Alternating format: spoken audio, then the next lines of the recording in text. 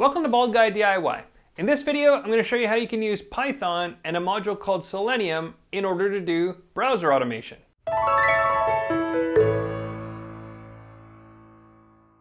A while back, I showed you how you could use a Python module called PyAutoGUI in order to do some automation of your system, including keyboard and mouse functionality, as well as being able to locate images within the screen and then interact with them. In that video, I showed you a use case where you could use it to interact with a web browser, but that wasn't the main focus of the video. The idea was that you could use PyAutoGUI in order to move your mouse and keyboard, putting input, moving things around, and it works great on all sorts of things besides just the internet. I did get a couple of comments back saying that they didn't think that was the best option for using web browsing automation. I actually agreed with those comments, and I don't use PyAutoGUI for a lot of browser automation, only for the things that I can't accomplish with other modules, because it does require everything to be in the same place, or for the icons and buttons not to have changed in appearance at all, or even scaling, because that can throw off the whole Python script. So in this video, I want to show you how you can use a module called Selenium for browser automation instead,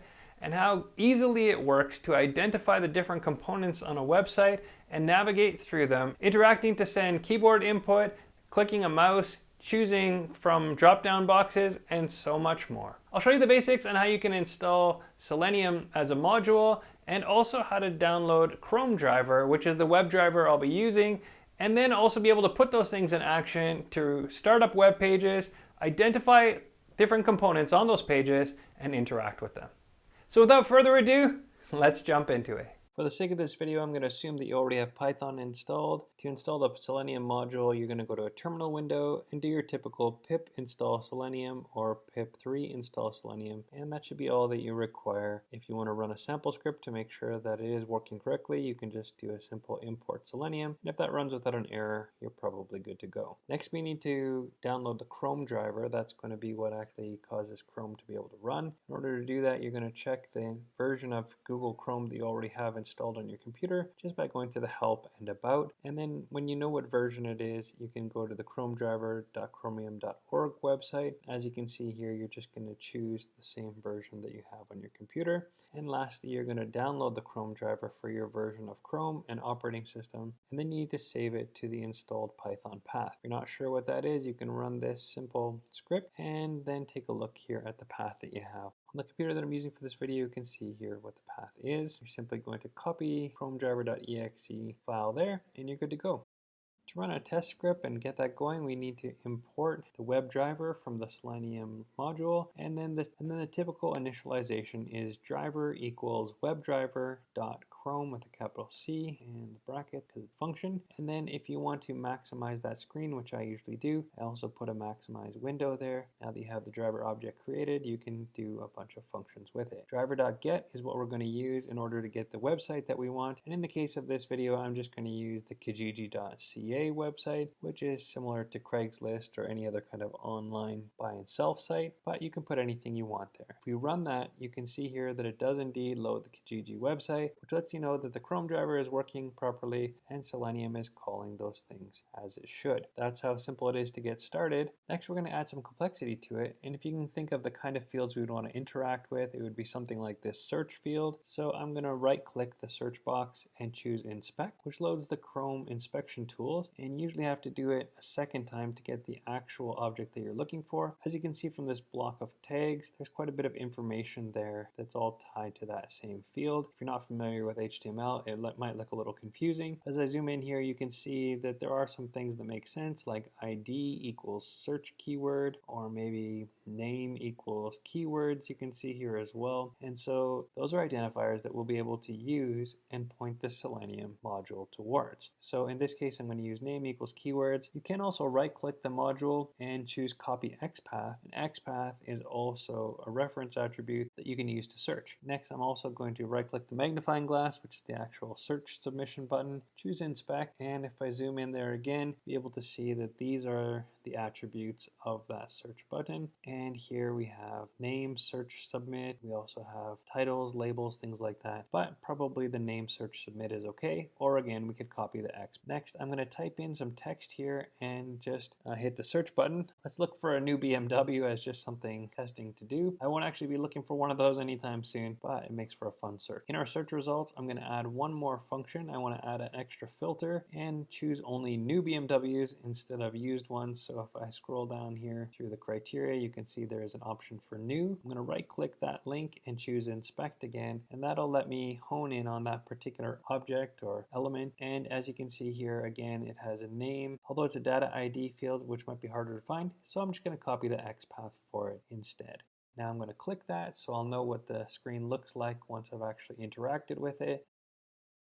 And lastly, I'm going to go interact with this drop-down box so that you can see how that looks a little bit different. If we right-click on that drop-down box, this is how the search results are sorted. I'm just going to inspect that as well. As we zoom in here, you'll be able to see that it displays a little differently. The select box, if you choose the little arrow next to it, will show you all of the different values that are coded to that drop-down box. So you do need to copy the XPath or find an attribute of the drop-down box itself, but you also need to be able to choose which value you want there, and you can refer to that value by which position it is in the list or by the value or the actual label. There's different ways that you can do it. I like to use the actual value. That way, if the developer decides to change up the order or put them in a different configuration, it'll still work properly. To actually find these different elements with our code using the Selenium module, we're going to do two different things. We're going to find a component and then interact with the component. So there's going to be this pair of things where we're always finding an element and then we're actually interacting with it. So the format is going to be a variable name equals our driver.findElement by, and then the attribute that we're going to search for it by, which could be name or ID, XPath, a bunch of different things. Then in the brackets is going to be the name or element or ID number, and that's what we'll need to do to create the variable. And then we're going to interact with that component by referencing the name of the variable and then the function that we want to do to it, whether we want to click that item, send keys to it, clear it, select it. There's a bunch of different things that we can do with it. So let's take a look at what that is in our code. Here I'm using a variable I've named searchbox, and I'm going to use driver.findElement by name because we had a name in that component when we searched for it, and it was called keywords. Next, I'm going to do searchbox equals send underscore keys and BMW. As you can see here, if I do driver find element by, there's a bunch of different attributes that you can do, and that can be really helpful depending on how the website was coded and what kind of references or attributes each of those elements was given. Again, here I had the name keywords. I'm going to code the keys BMW in there so that when it selects that box, it's going to put those letters into the search field. If we run it and take a look at what comes up, we can see here again, it's going to load our Kijiji website as we'd expect, and then it's going to choose the input box and put BMW in it. We didn't cause anything else to happen, so that's all it does. Next, we're going to find the submit button and then actually click it. So again, we're going to declare the variable, find the element by name, search submit, and then we're going to call a click function for it that will cause it to actually click on our button. If we run it again, you see here, it's going to put our BMW in the search field as it should, and then it's simply going to click. You're not going to see any of those things because it's doing it by code, not like PyAutoGUI where it would move the physical mouse. In here, you could actually be doing something different with the mouse and it would still work. That step looks like it's working fine. So let's go in and put in the option to choose new from the criteria, and I just called it new option. I'm going to find the element by XPath this time because it was easier than trying to find a name. And then I'm going to call the click function as well so that it will go ahead and click that element. As you can see here, same thing, searches for BMW. And then once that's loaded, it's going to find our new element and click it. Now, the nice thing about Selenium is that most of all the delay while things loaded is already hard coded, so you don't have to do a lot of extra work. But I am going to show you one more thing here where we use the drop-down box or a multi-select. And here I'm also going to show how to import the sleep function from the time module, because there are occasions where you're going to want to add a couple of seconds of sleep just to allow all the components to load before the next step. If something doesn't work that you think should work, try adding a couple seconds of sleep in between and just see if that is what's causing your code not to work properly. You might have noticed at the top there I imported one more function from the Selenium module. That's important because these multiple select or drop-down boxes use a select function wrapped around our find element function, and so you need to be able to reference that and have to have imported it. The only other change is we're going to do select select by value instead of click or send keys, and it's going to choose the value that we found, which was price descending in this case. If we run it again one last time, we can see it's going to load our website, put in our search criteria, click the submit button, wait till it loads, go and click the new criteria, and then lastly it's going to sort it by descending highest price to lowest. And that's all you need to do for the basic navigation. And with just a few lines of code, we've navigated all over the website. So there you can see the basics of what it takes to get Selenium working on your computer and some use cases of where you might start using them on your own browser automation tasks. I've used the Selenium module and Python in order to do some very simple things such as logging into a website that normally has a bit of a convoluted process, and some more complicated tasks like putting in variables and parameters for a database, getting that output, and then using data frame modules such as pandas in order to take that information, scrape it from the website, and output it to CSV files. There's a lot of things that you can do, but these are the basics to get started and to be able to maneuver and manipulate web browsers in order to get the automation tasks that you need done.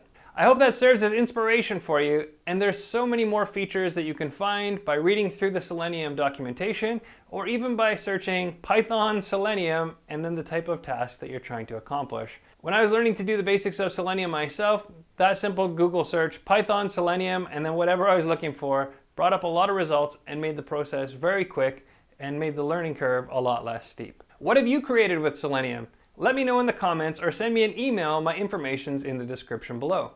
And is there another direction you'd like this series of software tips to go? Would you like to see how to save that information into a data frame and save it out to a spreadsheet or something like that? Or are there other kinds of tips and tricks that you'd like to see in a future video? I'm always looking for sources of inspiration, and there are all sorts of things that interest me, so keep those ideas coming. If you like this kind of content, please give the video a thumbs up and subscribe to the channel as I post a new video every weekend.